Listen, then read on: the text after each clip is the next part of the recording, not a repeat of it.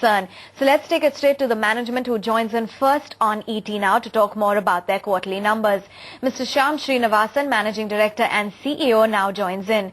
Mr. Srinivasan, thanks very much for being with us. If you could just walk us through this time around your asset quality, which has been a bit of a disappointment. What's the reason for the same?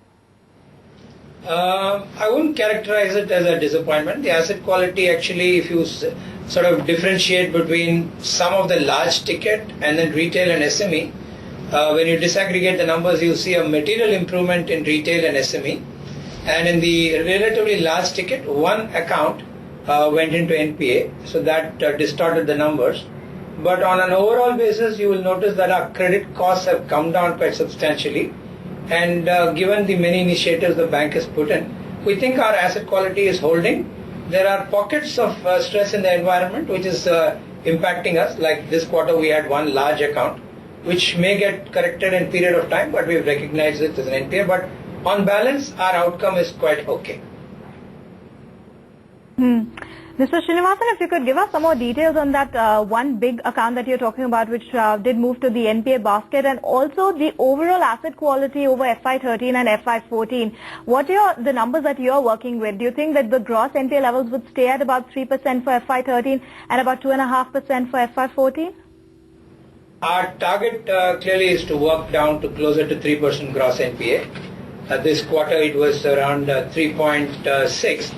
And largely driven by, like I mentioned, the one account. It would be inappropriate to name the account, but it was a large pharmaceutical account where we had a material exposure, which, like I mentioned, could correct itself in the coming quarters, but we've recognized it as an NPA. Barring that, there are no large tickets. In fact, the rate of slippage on retail and SME, as I pointed out, have actually halved compared to the same period last year, which is quite significant because the environment remains stressed.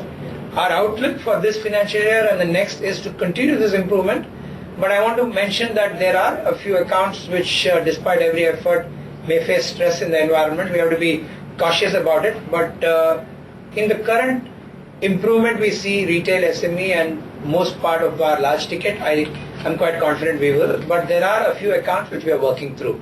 And that's really a large part of a consortium and we're working through this.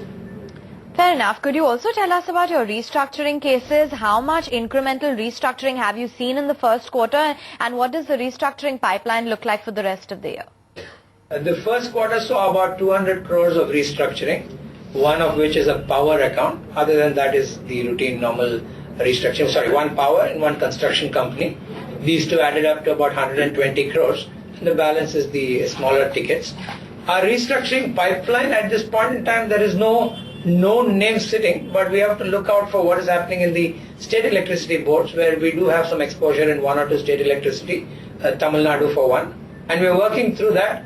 But there is no known large case either in infra or in any of the large projects where we have giant exposures which are seeking restructuring. The one we had was an airline company. We did it last year.